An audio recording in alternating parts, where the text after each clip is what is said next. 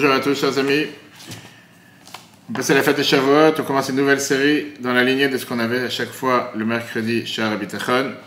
Et là, ce qu'on va voir aujourd'hui, c'est justement la pensée positive, l'inclinaison positive basée sur les enseignements et les conseils du Rabbi Lubavitch pendant près de 50 ans, surtout sur son vécu personnel.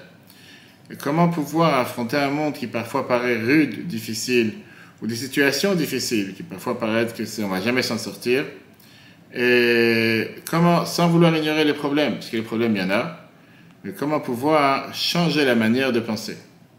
Et en fonction, on va voir les conseils que Rabbi donne, si Dieu veut, sur la prochaine, toute cette série, en fonction de pouvoir penser différemment, agir différemment, les choses changent dans nos têtes d'abord, et ils ont l'air totalement différents et positifs.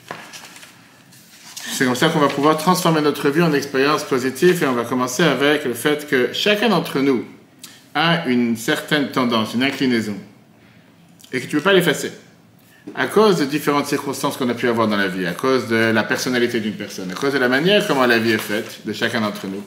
Chacun se regarde dans ce monde et dans la vie en général à travers un autre angle, à travers une autre barrière. Comme on dit plusieurs fois, tu prends un morceau de terrain, un morceau de terre, tu mets 3 personnes qui le regardent, un agriculteur, un archéologue et un promoteur immobilier. Chacun regarde ces morceaux de terre de manière différente. L'agriculteur dit c'est magnifique, on peut planter. L'archéologue dit il y a certainement des recherches à faire dans ce terrain. Et l'agent immobilier te dit il y a certainement on peut construire ici une tour. Chacun regarde de manière différente.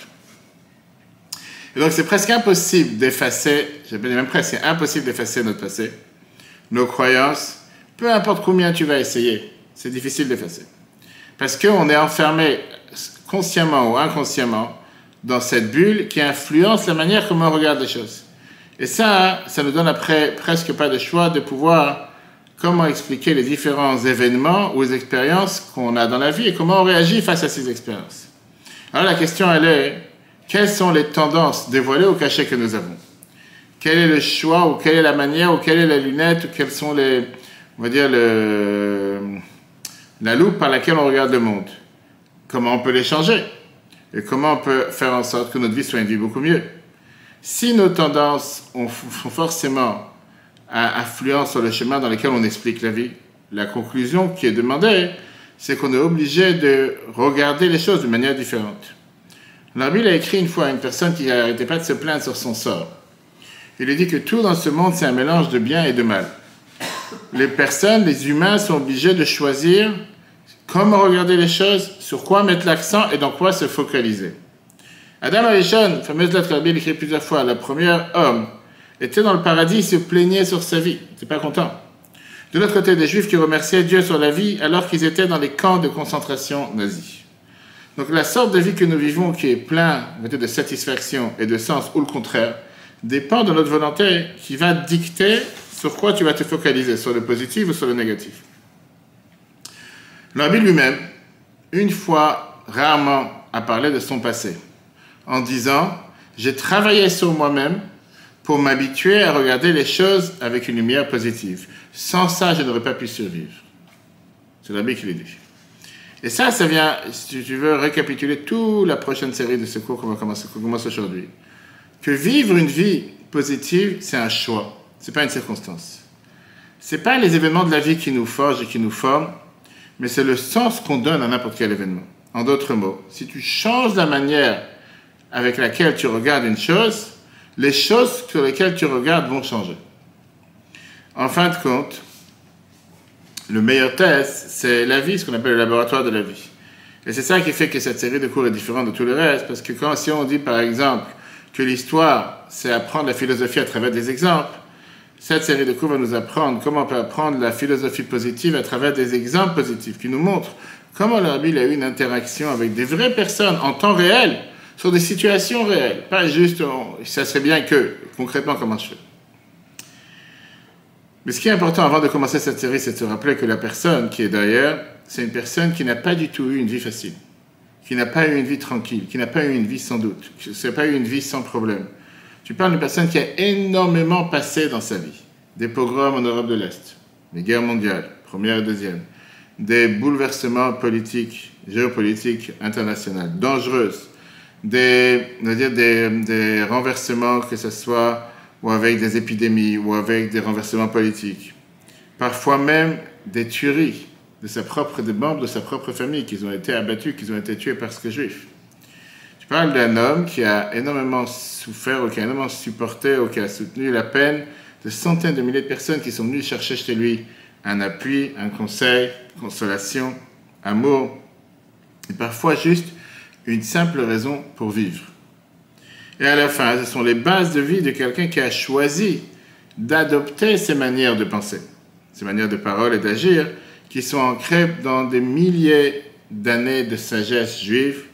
Et si on résume ça sur une phrase, c'est cette inclinaison positive, cette pensée positive du Rabbi. Maintenant, clairement, ce n'est pas une approche facile à prendre. Parce que ça a été exprimé du côté du Rabbi, et ça a été, on pouvait le remarquer à travers chacune de ses paroles, à travers chacune de ses actions. Mais là, on n'est pas juste là pour raconter l'histoire d'une personne qui a réussi à forger une vie positive, malgré les temps noirs et les temps difficiles dans lesquels il vivait.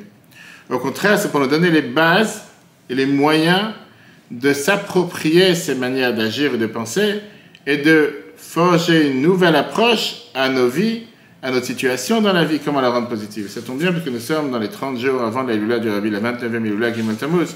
Donc c'est important d'approfondir dans ces conseils et ces modes de vie. Alors, premier cours aujourd'hui, c'est sur le fait que le monde, c'est pas une jungle, mais le jardin de Dieu. C'était en Shvat 1951. Petite synagogue du Saint-Baptiste Parkway à Brooklyn, en plein hiver. C'était un groupe de chassidim Chabad qui se sont réunis pour entendre les paroles de leur nouveau rabbi. Il y avait très très peu de chassidim qui sont restés après la guerre, après la Shoah. Alors qu'à l'époque, tu parles de la dynastie Chabad qui avait 7 générations précédentes. Il y avait des milliers de chassidim qui étaient répandus essentiellement dans toute l'Europe de l'Est. Et là, il y avait seulement un simple poignée, on va dire, qui ont été rescapés, etc. La majorité de ceux présents, ils ont perdu des membres de famille, ou la majorité de leur famille, dans tout ce qui avait été le nettoyage ethnique qu'avaient fait les nazis, que Dieu efface leur nom, pendant la dernière guerre. Très peu d'entre eux sont venus en Amérique. Il y en a qui sont même arrivés avant que les nazis arrivent en Europe. Mais ils ont été totalement, on va dire, pas assimilés, mais perdus dans la nature en Amérique. Donc les très peu qui étaient présents, ils avaient dans leur cœur la question qui était, quelle va être notre nouvelle vie dans ce nouveau terrain, dans cette nouvelle terre? Qu'est-ce qui va nous faire tenir face au futur inconnu? C'était 1 an après le décès du rabbi précédent, le 6e rabbi de Chabad. Et ça a laissé un énorme vide pour tout le public Chabad, que ce soit des tzadikim, des gens pieux, des gens simples. Tout le futur était en doute. Pourquoi? Parce que le rabbi repoussait, qui était connu comme être l'héritier naturel, il repoussait officiellement d'accepter sur lui le rôle de devenir rabbi. Et donc les gens se disaient, alors, qui va nous conseiller? Qui va nous consoler? Qui on va pouvoir demander conseil dans tous les sujets de la vie? Et c'est des questions qui étaient mélangées avec le traumatisme qu'on vient de passer il y a à peine 5 ans avec la guerre, qui a fait en sorte que les gens n'avaient pas à s'en remettre. Et donc il y avait ce qu'on appelle un grand pagaille, moralement, un grand bouleversement. Et dans tout ça, le rabbi a développé cette approche d'un optimisme têtu. Qui veut dire, bien sûr, au final, il a accepté de devenir rabbi officiellement. Et comment il a commencé ce discours, ce fameux soir, le 10 Shvat 1951, avec un verset de Shir HaShirim, du Cantique des Cantiques, qui commence avec le mot « Bati le Gani ». Je suis venu dans mon jardin, Dieu y parle. Ça, c'était les mots que le rabbi précédent avait écrits 1 an plus tôt, dans son dernier discours qu'il a donné à propager pour étudier ce jour-là, le 10 Shvat, qui était considéré par les chassidim comme un testament spirituel. Le rabbi rentre dans les mots de son beau-père et il explique en disant, malgré le grand doute qui peut régner, malgré l'énorme destruction qui vient de se passer, le monde n'est pas un être cruel qui n'a pas de sens, qui va vers l'infini ou qui va vers l'abîme ou qui va vers nulle part. Le monde, c'est le jardin de Dieu, c'est la plus belle création de Dieu. Et c'est l'endroit où Dieu il a décidé de résider. C'est ce qu'on a vu dans la Parashiat, il a décidé de construire son Mishkan dans ce monde. Et pour pouvoir comprendre cette vérité, tu dois d'abord adopter cette manière de penser avec laquelle, différent de ce que tu t'es habitué sur toi-même et ton entourage. Quand tu regardes sur le monde, qu'est-ce que tu vois? Est-ce que tu vois un vide? Tu vois un désert? Ou tu vois que de la lumière? Est-ce que tu vois un désert qui est totalement sec, sans vie? Ou bien tu vois un arbre ou tu vois un jardin botanique qui est plein de vie? Rabbi s'est fatigué pour justement développer ce qu'on appelle, à Trouan, ce cours, l'inclinaison positive pour toute la vie et pour toute l'humanité tout entière. Et Rabbi a essayé de trouver ça dans n'importe quelle circonstance et n'importe quel être humain. De toujours chercher le temple, le sanctuaire qui se trouve sous les décombres.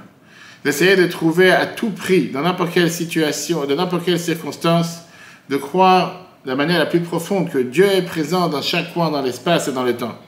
Et d'avoir un sens à la vie, une mission à la vie. Tout ça, c'était la vision du monde avec laquelle le Rabbi a essayé de guérir le monde.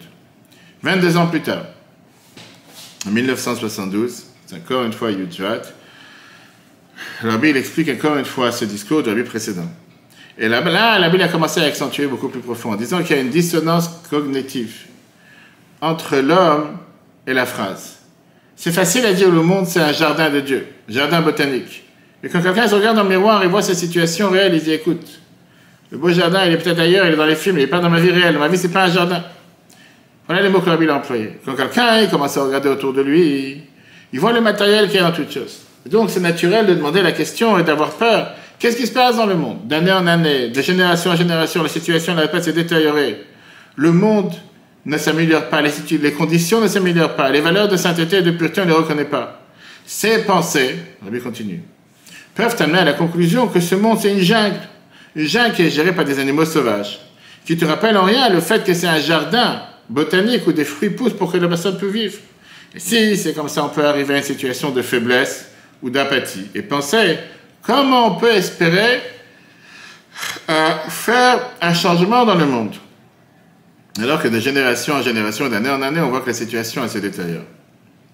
Ces manières de penser influencent directement sur la manière que tu ressens, tu parles et tu agis. Certaines pensées peuvent t'amener dans un chemin qui est totalement noir et destructif, alors que certaines pensées peuvent t'amener à un voyage qui t'amène vers la lumière qui se trouve au bout du tunnel. Et donc, Rabbi termine avec un statement, avec une phrase réelle. Le monde, c'est un monde qui est un jardin botanique qui fait pousser des fruits, qui a des couleurs, qui a des odeurs, qui a du goût, qui a une beauté, qui a un plaisir. C'est pas juste le jardin de quelqu'un, mais c'est le jardin de Dieu. De cette manière de voir les choses, on peut regarder différemment sur le monde. On peut voir les choses différemment de comment nous regardons les choses superficiellement. Quand tu comprends que tu as un rôle et que tu as une obligation de chercher le bien, tu regardes autour de toi et tu vois ce qui se cache derrière la peau. Pas seulement la peau, l'écorce, mais tu vois le fruit. Plus que ça, malgré les preuves contradictoires, on est sûr qu'on va réussir à dévoiler ce jardin caché dans la création. Parce que la Torah, qui est une Torah de vie, nous dévoile que le jardin est là. Il attend d'être dévoilé. Le fait de savoir que tu as un trésor caché, ça te met le focus sur ce qu'il faut et surtout, ça t'empêche de regarder sur les choses qui peuvent parfois te déconcentrer et mettre ta pensée de côté. Tu dois savoir qu'on vit dans un monde merveilleux. Quand tu médites sur ça, c'est sûr que tu pourras aller dans les chemins de vie qui sont pleins de bitachon, pleins de foi et de confiance, en sachant que c'est sûr que tôt ou tard, on va trouver les fruits de Dieu. Ça, c'était ce que Bill a parlé en 1972. Maintenant, c'est pas quelqu'un qui parle, qui est naïf et qui ne sait pas le mal et les choses qui se passent dans le monde, les souffrances, les difficultés, ou qui ne veut pas les regarder. Comme j'ai dit tout à l'heure, la biographie personnelle du Rabbi témoigne le contraire. Le Rabbi est né en Ukraine, tout début du 19e siècle, du 20e siècle, en 1902. Il a grandi dans une période qui a été, on va dire, cataloguée comme la plus grosse période des pogroms antisémites à répétition. Il a eu aussi la fameuse maladie, l'épidémie du typhus qui existait à l'époque, les différentes expériences politiques à cause de la guerre mondiale. Sa famille a passé un énorme traumatisme d'être poursuivi avec une obsession, son père par les dirigeants communistes, jusqu'à ce qu'il ait été exilé. Il est mort à un âge jeune. Un de ses frères a été tué par les nazis. En plus de ça, lui et sa femme n'ont pas eu d'enfants. Comme quelqu'un qui était le dirigeant de Chabad et après le leader du peuple juif, il a porté dans son cœur la peine et la souffrance de centaines de milliers de juifs, hommes et femmes, qui sont venus le voir pour consolation, guérison, aide et amour sans condition. Même la vie de son beau-père, c'était une vie pleine de difficultés, soit personnelles, soit communautaires.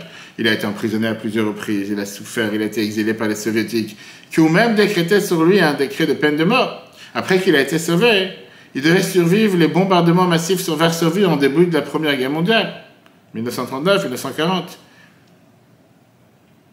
Il avait des problèmes médicaux personnels. Il a perdu sa fille, Sheina, deuxième fille, en camp d'extermination à Treblinka. Et il a vu lui-même comment les rangs de ses disciples qu'il envoyait en mission pour aller faire vivre le judaïsme ont été détruits, massacrés, tués par les nazis et les communistes. En Amérique, il est arrivé en 1940. Il a tout de suite vu cette assimilation grandissante qu'il y avait parmi les Juifs en Amérique. Et comme le Rabbi nous dit, le Rabbi a suffi de savoir qu'il a vu toutes ces différentes situations, ces différentes souffrances, soit avant, soit après qu'il est arrivé dans cette terre qui était officiellement la terre promise ou la terre du paradis. Donc les deux rabbis, le rabbi précédent et le rabbi, ont vu sur leur chair le mal qu'il y a sur terre. Ils ont vu l'hypocrisie, ils ont vu l'acharnement contre le peuple juif. Ils ont vu comment ce peuple qui était officiellement le peuple qui était le plus, on va dire, donneur de leçons, était capable de devenir la machine de tuerie la plus cruelle du monde par des Allemands. Il a souffert avec tous ces millions de frères et sœurs. Il a vu, les deux, ils ont vu comment le monde était officiellement d'un côté en train de se développer et comment ce monde, qui était le monde occidental, voyait la destruction des Juifs d'Europe et n'agissait pas. Les deux avaient toute la justification sur terre pour regarder et voir le monde avec un tel cynisme, une telle amertume désespérée de la situation et de l'histoire vers lequel le monde nous emmène.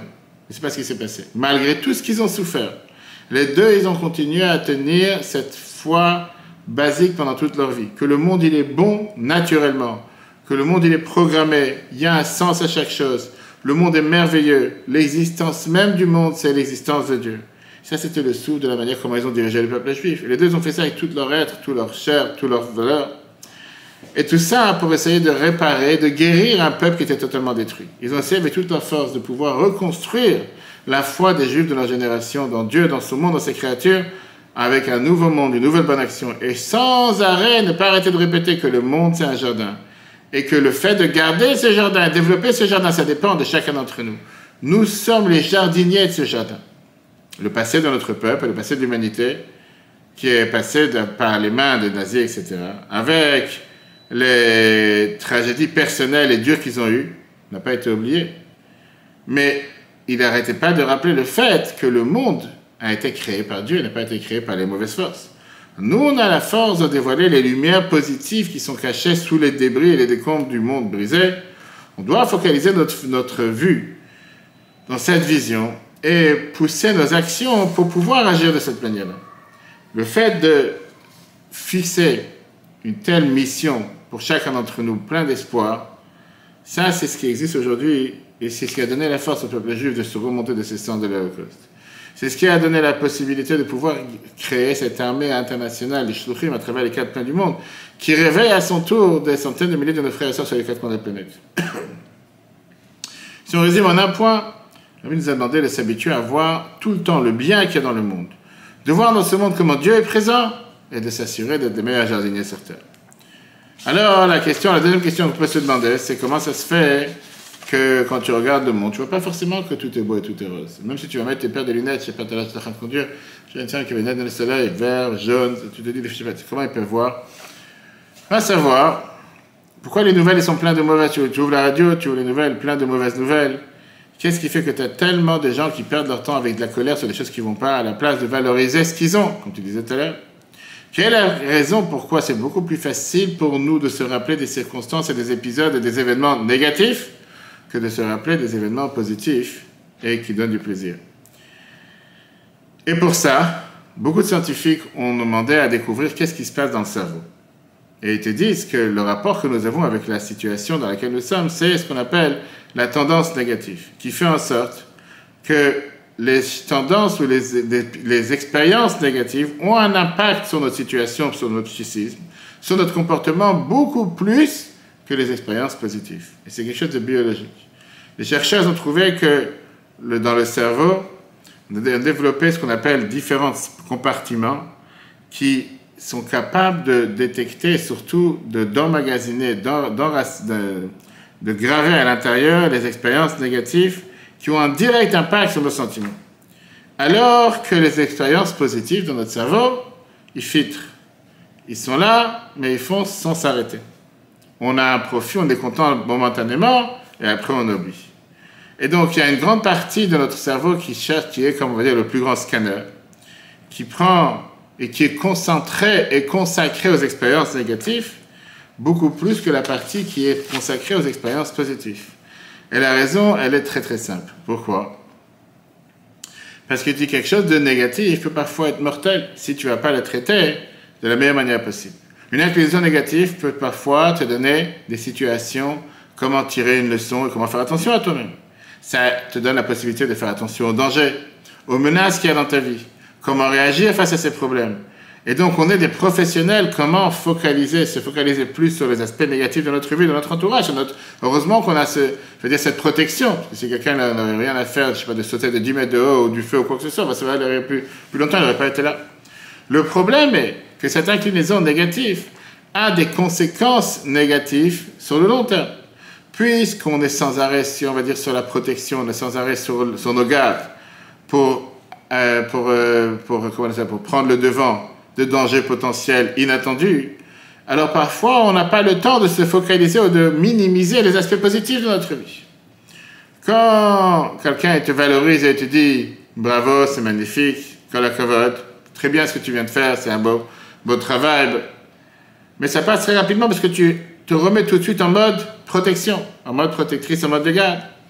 Et donc, le stress et le fait de se mettre toujours sur ses gardes te fait oublier en un instant n'importe quel sentiment positif que tu as pu avoir, qui te fait oublier tout l'aspect positif qui aurait dû rester avec un impact à long terme sur toi. Et donc, les conséquences de cette tendance négative sont beaucoup plus graves. Parce que ça te donne parfois tendance à vouloir développer de manière beaucoup plus grande ou de faire gonfler les expériences négatives que tu as eues de manière démesurée. Et une souris petite du coin peut parfois reporter une montagne d'expériences positives que tu as pu avoir. Et donc, même si dans la journée tu vas avoir 9 expériences positives et une expérience négative, c'est quasiment sûr qu'à la fin de la journée, tu vas te rappeler l'expérience négative que tu as eue, beaucoup plus que l'expérience positive que tu as pu avoir. Malgré que tu aies eu 9 expériences positives dans la journée. Mais tu vas toujours te rappeler le patient qui t'a fait la tête ou qui t'a insulté, beaucoup plus que les 10 patients qui étaient contents de ce que tu as fait. Et donc, ça fait qu'en général, les gens cherchent à se focaliser dans ce qui ne va pas, beaucoup plus que dans ce qui va. Ça te fait que tu te focalises tes yeux dans ce qui te manque, plus que dans ce que tu as. La Bible écrit à quelqu'un, et ça j'ai raconté cette lettre des centaines de milliers de fois, quelqu'un qui avait des difficultés financières, des difficultés dans le travail, qui se plaint en disant qu'il n'a jamais vu le bien dans sa vie. La Bible écrit, tu écris sur ta situation que toute ta vie, tu n'as jamais vu de bien, et tu me demandes de rappeler ta femme et tes enfants pour la bénédiction, tu ne reconnais même pas la contradiction qu'il y a dans ta lettre. Quand quelqu'un que Dieu a créé, il a eu la chance d'avoir une femme et des enfants, disent qu'il n'a jamais vu du bien dans sa vie, la Bible dit c'est quelqu'un qui renie le bien de manière extravagante. Des centaines de milliers de personnes prient tous les jours de pouvoir être bénies pour avoir un enfant. Et ils auraient donné tout ce qu'ils ont pour avoir un enfant unique ou une fille unique. Et ils n'ont pas encore mérité une chose pareille. Et toi qui as reçu cette bénédiction, et certainement, ça n'a pas l'air que tu as fait une bénédiction particulière pour ça, une prière particulière. Tu ne reconnais pas la richesse et le bonheur d'avoir une chose pareille. Et tu écris une deuxième fois dans ta lettre que tu n'as jamais vu du bien dans ta vie. L'ami lui-même n'a pas eu d'enfant. Certainement qu'il a ressenti la peine de qu'est-ce que ça veut dire de ne pas avoir d'enfant. On a besoin d'avoir une énorme grandeur de pouvoir montrer à quelqu'un que toi, tu as eu ce cadeau de pouvoir avoir des enfants, que c'est le plus grand bonheur qu'il peut y avoir. Et on oublie parfois de mettre dans notre conscience, face à nous, les bonnes choses qui se passent dans la vie. Il y en a beaucoup. Ça se peut que si on s'en rappelait plus, on n'aurait pas été tellement empêtré à chercher les dangers et les menaces. En attendant, tout le bien qui se passe devant nous, il s'efface avec des réclamations ou des arguments sans cesse. Et puisqu'il n'y a personne qui peut nous remettre sur le bon, c'est pas sur le bon chemin, remettre sur l'équilibre, automatiquement ces mauvaises intentions, ces mauvaises phrases se focalisent sur nous, nous gouvernent nos manières de penser, nos manières de parler, nos manières d'agir. Le Rabbi connaissait très bien quelle est cette tendance humaine de se focaliser dans le négatif. Néanmoins, il demandait à chaque fois qu'on a la possibilité de réparer nos vies, si on va se forcer de manière consciente, focaliser, de se méditer dans le positif. Le fait de penser de manière positive n'est pas un rôle facile. On parle d'aller contre les instincts et les habitudes qui se sont gravés dans notre cerveau. Mais c'est quelque chose qui a tellement de positif, qui peut t'amener tellement de bien et qui te donne une énorme valeur à la qualité de vie que tu veux avoir. Alors, ça ne veut pas dire maintenant de mettre sous le tapis, de manière naïve, la circonstance, ou de regarder tout avec des lunettes roses, que tout va bien. La vision du Rabbi, c'était de regarder la réalité en face, comme elle est. Même les mauvais côtés de la vie. Et comme le Rabbi a écrit à une femme qui a écrit, par exemple, qu'elle s'est désespérée de la vie. J'ai reçu ta lettre, où tu m'écris ta situation financière et des conditions que te donnent un manque de satisfaction spirituelle. Si tu as une copie de ta lettre, et tu vas la lire de manière plus objective, ça se peut que tu vas arriver à la conclusion que la vie d'un humain, malheureusement, ne sont pas sans, causes qui peuvent parfois amener de la souffrance. C'est quelque chose d'universel. Ces différents événements, ces différentes choses changent. Il n'y a aucune personne à Surkio, ça a été décrété de passer sa vie avec la joie et que du bonheur de 0 à 120 ans. Néanmoins, une des bases fondamentales qu'on demande à chacun d'entre nous, c'est de reconnaître les différentes circonstances et de développer différentes attentes qu'on pourrait avoir face à tel ou tel événement. Et la Bible écrit clairement, comme je l'ai dit tout à l'heure dans cette lettre, j'ai travaillé sur moi. C'est pas quelque chose qui est venu facilement. Tout le temps de regarder la situation avec une lumière positive. Sans ça, j'aurais pas pu survivre. Face à les différentes situations et les événements difficiles qu'il a passés, on ne peut pas ne pas s'émouvoir d'une telle manière de regarder les choses. Alors, il a montré ça plusieurs reprises avec la biographie de Rambam, en te disant que Maïmonide était une des plus grandes figures du peuple juif que le judaïsme a eu. On voit clairement que, de manière générale, l'impact que les événements ont de la vie d'une personne dépend avec quelle gravité il les accepte et comment il répond.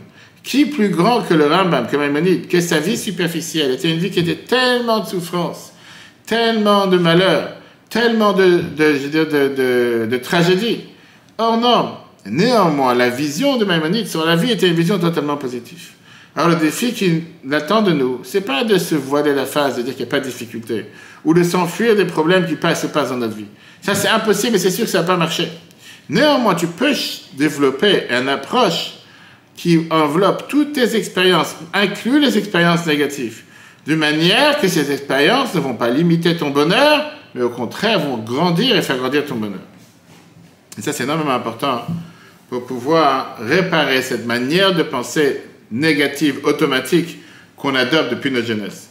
De regarder la vie de manière beaucoup plus large que la situation actuelle. Quelqu'un qui peut voir la vie de manière beaucoup, beaucoup plus large, il va voir que pas tout est si terrible que ça. Bien sûr qu'il ne manque pas de soucis. Bien sûr qu'il ne manque pas de différents problèmes, différentes menaces. Mais tu ne dois pas regarder la photo de manière si, micro, mais de regarder le monde regarder le monde de manière plus macro, plus grand, plus large. Tu peux regarder la vision beaucoup plus large et voir que le monde, il a un monde beaucoup mieux que qu'est-ce que tu regardes sur le moment, l'instant T, le problème qui vient de se passer. Alors, je vais te donner des conseils. Première des choses, pour se libérer de cette approche négative automatique que nous avons, c'est de regarder le côté qui est clair dans la vie.